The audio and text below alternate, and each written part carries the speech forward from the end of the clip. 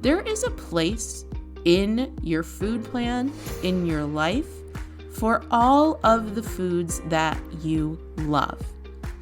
When we actually embrace food and embrace all kinds of food, despite its nutritional value, it takes any power that food may have once had over us away from the food and puts it back in our hands.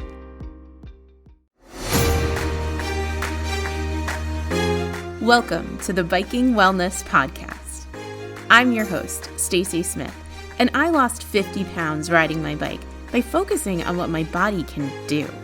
Now, I teach other women how to do the same.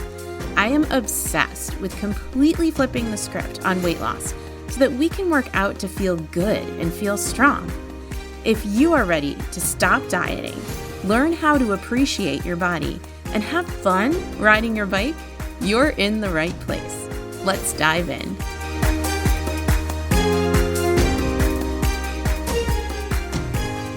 Hello, my friend. Welcome back to the podcast.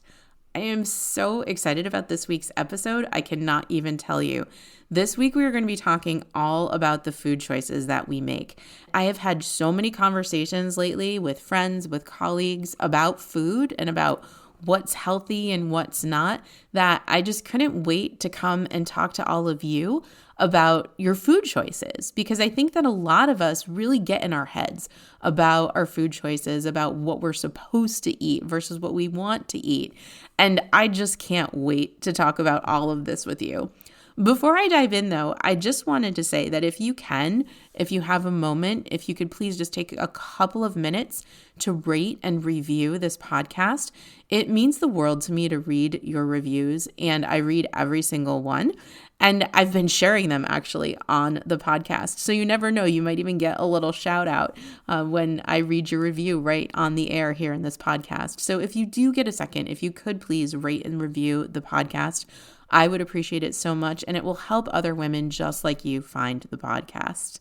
Please, let's just go ahead and dive right in, because I know that I've gotten very overwhelmed with making food choices, and I'm guessing you have too. You've probably thought there's so much information out there about what we should eat, what we shouldn't eat. There are so many rules that we see on social media, that we see from experts. And we also kind of have that whole backlog of diet information that we've been kind of harnessing our whole lives about, how many calories we should be eating in a day, and what foods are good for us and what foods are bad for us. And what I'm here today to tell you is that at the end of the day, really, ultimately, it is all about trying and finding out what works best for you and what feels good in your body. And so in this podcast, we're going to kind of break down how to approach our food choices and also how to go through that process of testing and finding out what works, what doesn't, what feels good. The idea here is that what I want you to be kind of thinking about in terms of rules is that information is great and learning more about nutrition is so helpful. And I 100% encourage you to do that research. I am researching nutrition all of the time. Every day, I'm looking into what works and what feels good in women's bodies and active women. But you have to do what works and what feels good for you. So let's just kind of jump right into that and talk about that a little bit. So the first thing that I want to share with you is that there is a place in your food plan, in your life, for all of the foods that you love. When we actually embrace food and embrace all kinds of food, despite its nutritional value, it takes any power that food may have once had over us away from the food and puts it back in our hands. If it seems like I'm talking another language to you right now, I want you to just kind of listen carefully as I break this down. When we label food as good food or bad food, then we have a tendency to give a lot of power to the foods that we have labeled as bad, as not good for us. We think, oh my gosh, I love Oreos, I love Doritos, I love processed food, but I can't eat it because it's bad for me. I have to get it out of the house. When you have those kinds of thoughts, you are really, first of all, your stress response is absolutely going to kick in whenever you're around any of those foods. And that in and of itself is not going to be particularly helpful. You're going to kind of get a fight or flight response to the food. So we really don't want that. But secondly, what often happens is we have a tendency to overindulge and overeat those foods on the occasion that we do have access to them. And we feel like we can't control ourselves around them and we feel like we're out of control. I would much rather that you find ways to incorporate reasonable amounts of the foods that you love into your plan regularly, sometimes even daily. I mean, I eat chocolate every day. I eat some kind of chip almost every day. I really like chips and I really like chocolate. And I used to think that if I ate chocolate, I wouldn't be able to stop. And if I ate chips, I wouldn't be able to stop. However, when you eat these foods more regularly as a regular part of your plan, then you don't necessarily feel like they are quite as special. And by special, I mean quite as forbidden. You can always tell yourself, hey, I can always have more of this chocolate later. I can always have more of this chocolate tomorrow. And I can almost sense that you're thinking, oh my gosh, Stacey, you have no idea. If I gave myself that kind of permission to eat chocolate, I would be like face first in a whole entire bag of Reese's peanut butter cups, and it would not be a pretty scene.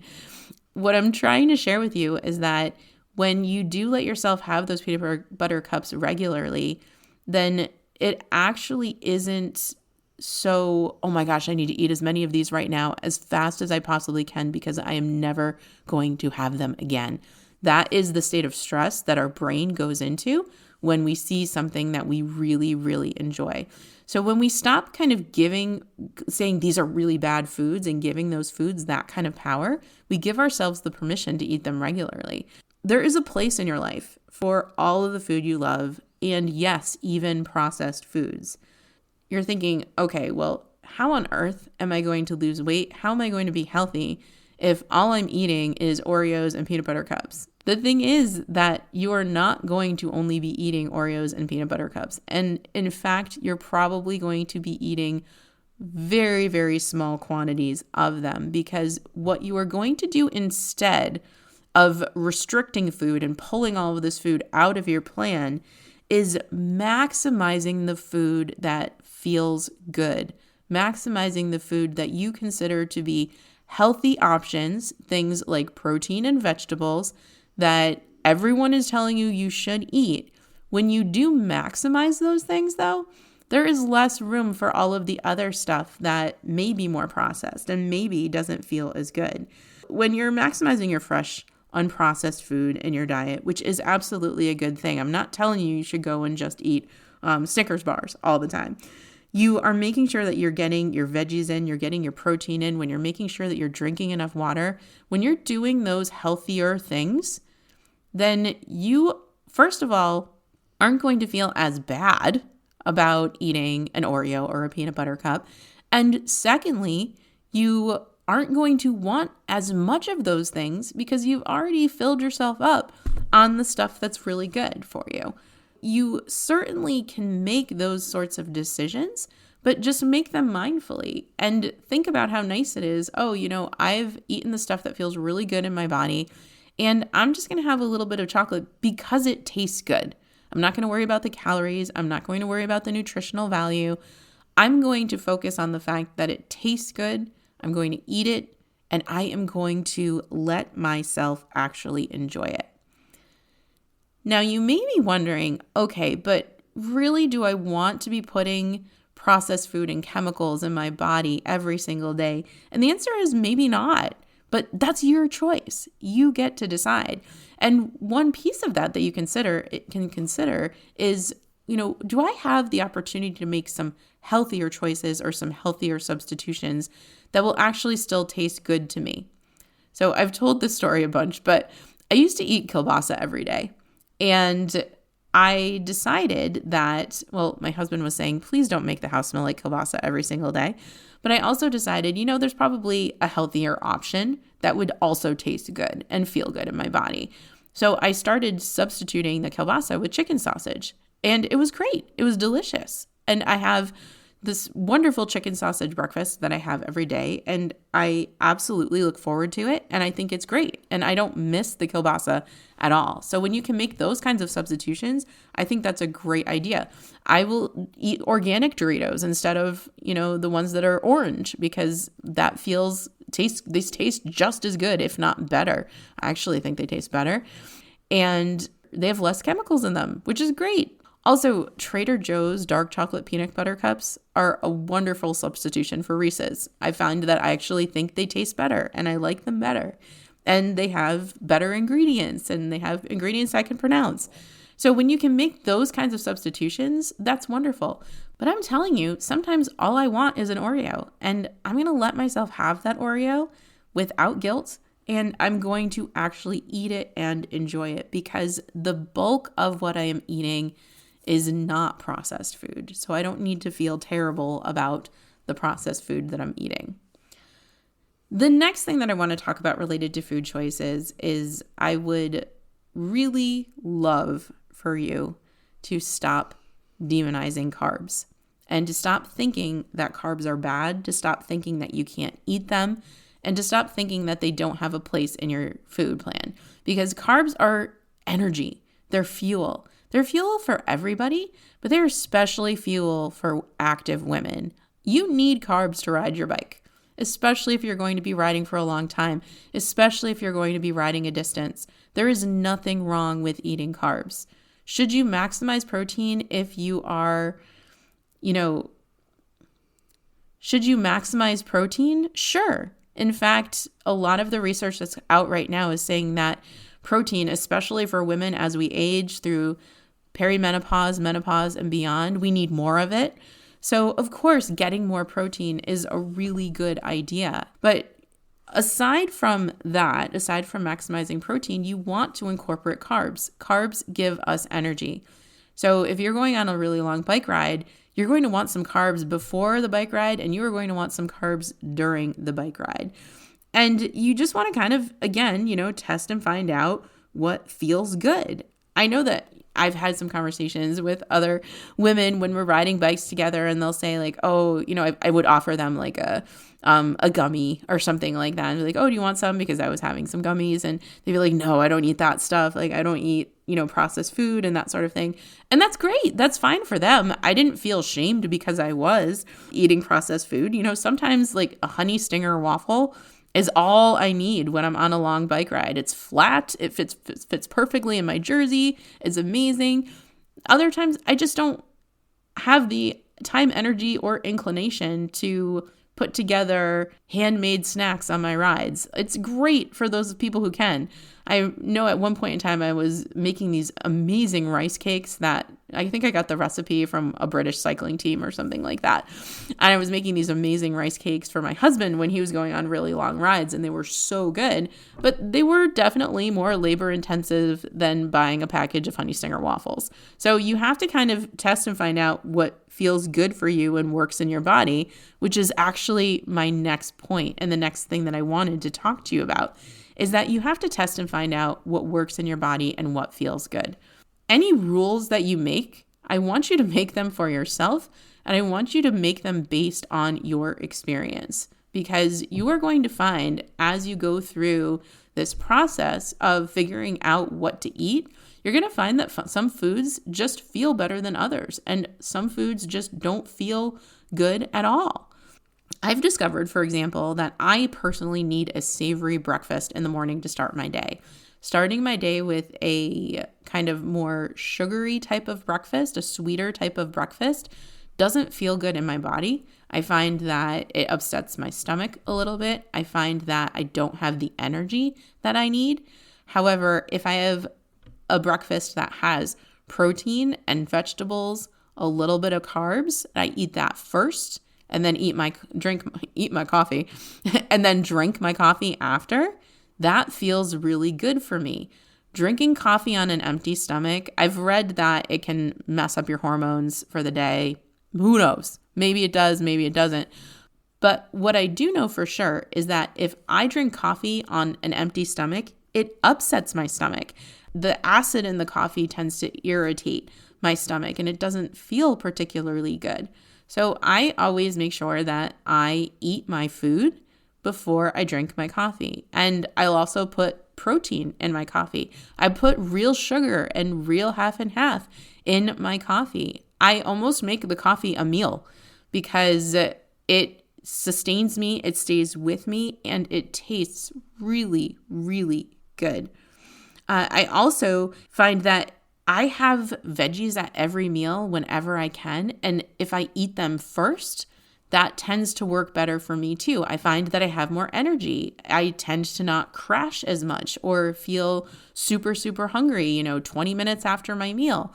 These are things that I have tested and I have found work really well in my body. And I'm happy to share them. And I say, this is what I do. This is what works for me. But this isn't necessarily what's going to work for you. You have to test and find out. I have found those simple kind of ideas of making sure I have vegetables, making sure that the vegetables are early in my meal, making sure that I have protein and that I pair my carbs with protein. That has been a big one for me. So if I'm having chips, I'm also having nuts, or I'm having a meat stick, or nuts and a meat stick, because if I have the chips on their own, I feel like they don't really do anything for my energy, especially if I'm not riding my bike. Those are all of the things that I've tested, that I've found out. And generally speaking, those are the quote unquote rules that I follow for myself every day, but they don't feel like rules. They don't feel like restriction. It feels like guidance for my food choices that feels really good in my body. I find that if I have a piece of chocolate after lunch, it tastes really good. It really satisfies me. It provides pleasure, and there's nothing wrong with that. And it's not so much sugar that I crash immediately after. And I've noticed that I am very sensitive to sugar in terms of if I have a lot of it, I will get a little boost and then I will crash if I'm not burning off those glucose stores riding my bike. So getting a little technical with you for a minute here, but just because, again, I've been testing and finding out all of these things, finding out what feels good. And these are the conclusions that I've come to. And the same goes for drinking. The same goes for alcohol. A lot of times we don't realize how alcohol is impacting us in terms of things like sleep, in terms of things like energy. And we don't really think about all of that when we're drinking. But we notice, the next day we don't feel so good, that we're a little bit more tired, that maybe we didn't sleep as well the night before. And again, it's all about figuring out what works, figuring out how much alcohol works, figuring out and knowing, okay, if I drink tonight, what is that going to look like for me tomorrow? What is that going to look like for my energy levels tomorrow? Is it going to be actually even worth it for me?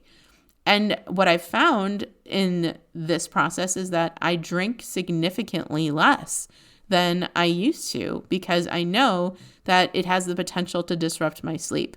I know that it has the potential of making me not have as much energy or concentration, maybe even the next day, not being able to do all of the things I want to, feeling the way I want to. So the things that we're talking about today, I just wanted to kind of add a little bonus feature here and say that it goes with drinking as well.